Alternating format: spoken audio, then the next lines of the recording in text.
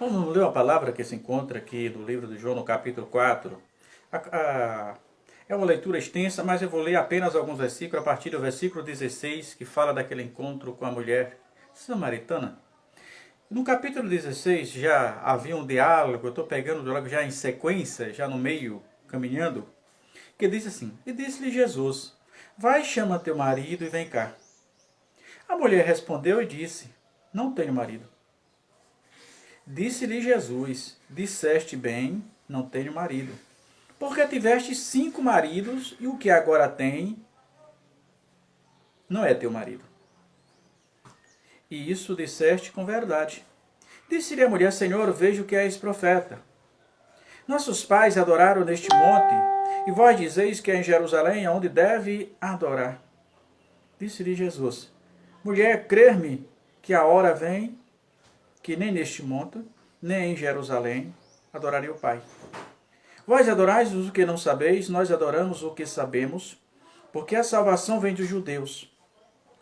Mas a hora vem, e agora é, em que os verdadeiros adoradores adorarão o Pai em espírito e em verdade, porque o Pai procura tais que assim o adoram. Imagine que a diferença. Ali foi uma tremenda surpresa. Por volta de meio-dia, uma caminhada, irmão, de quase 900 quilômetros, na verdade é aquela caminhada de Jesus, segundo a geografia. Jesus estava muito cansado, estava abatido. Jesus ficou no poço de Jacó e disse aos discípulos: Vai comprar atrás de comida. E ali estava Jesus.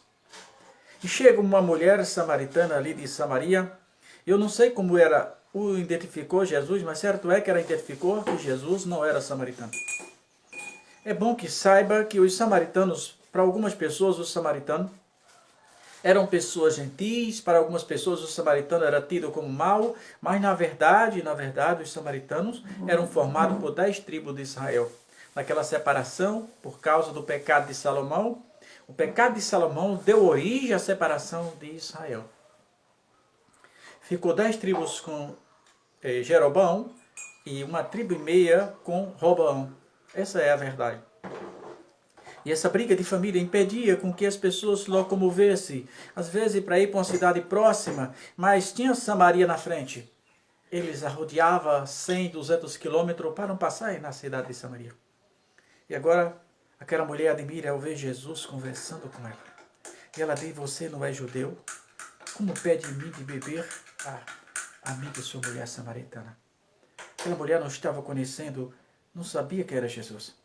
Mas Jesus, sem muita delonga, Jesus que sabia e sabe todas as coisas, diz: Vai, chama teu marido e vem cá. Jesus sabia que ela não tinha marido. E ela disse: Senhor, não tenho marido.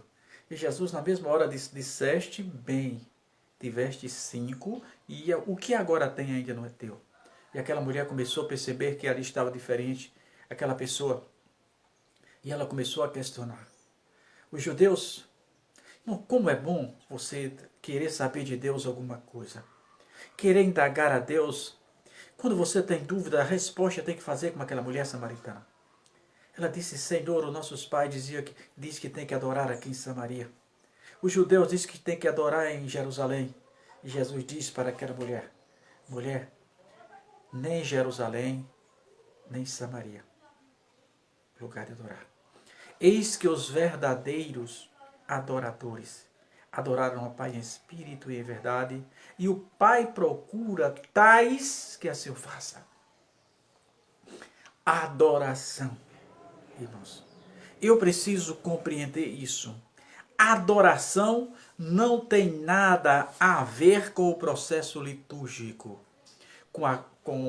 que é sempre que todo mundo já sabe, principalmente nas Assembleias de Deus, que você dobra o joelho, ora um pouquinho, isso é o processo litúrgico. Depois levanta da oração, canta-se 2 hinos da harpa, depois em seguida lê a palavra e começa a distribuir as oportunidades e no final a palavra final. Esse é um processo litúrgico do culto, mas isso não tem nada a ver com adoração. Adoração não faz parte da gramática litúrgica. Adoração é um estado de espírito alcançado por aqueles que perseguem. aqueles que se desprendem. Os adoradores normalmente fazem parte da igreja espiritual. Nós temos duas igrejas, uma igreja chamada igreja física, que é aquela que nós vemos, que nós conversamos, que nós tocamos. Dentro desta igreja tem uma outra igreja chamada igreja espiritual, que são poucas pessoas. Dessa igreja que nós estamos vendo, poucas delas fazem parte da igreja espiritual. Mas por que você pode dizer isso, Juraci? Porque Jesus disse. Jesus disse que são muitos chamados e poucos escolhidos. Os chamados são aqueles que estão cantando, que estão pregando, que são pastores, que são diáconos, que são presbíteros, que são cantores, enfim, esses são os chamados.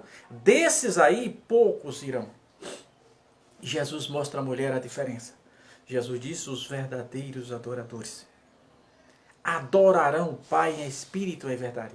O que é que Jesus diz para aquela mulher com todas as letras?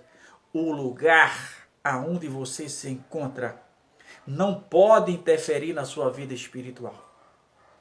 O lugar não é suficiente para o adorador. Ele adora a Deus aonde quer que ele esteja. Ele adora no carro, ele adora trabalhando, seja em que for, não importa a sua...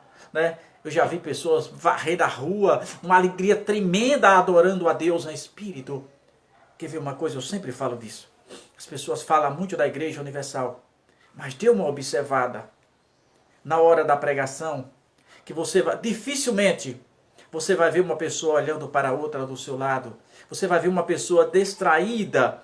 Normalmente você vê as pessoas de olhos fechados, com as mãos levantadas para o céu.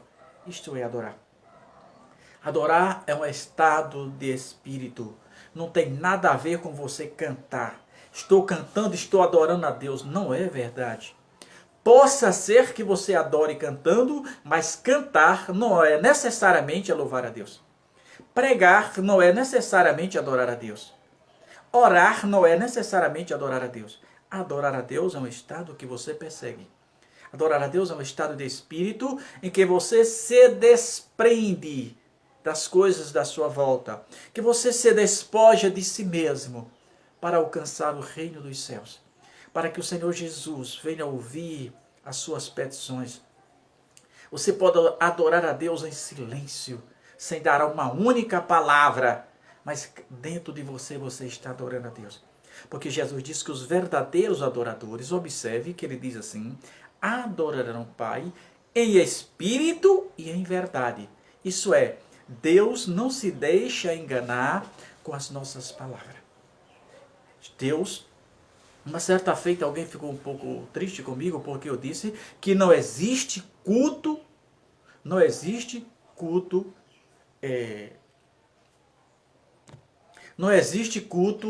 que seja coletivo.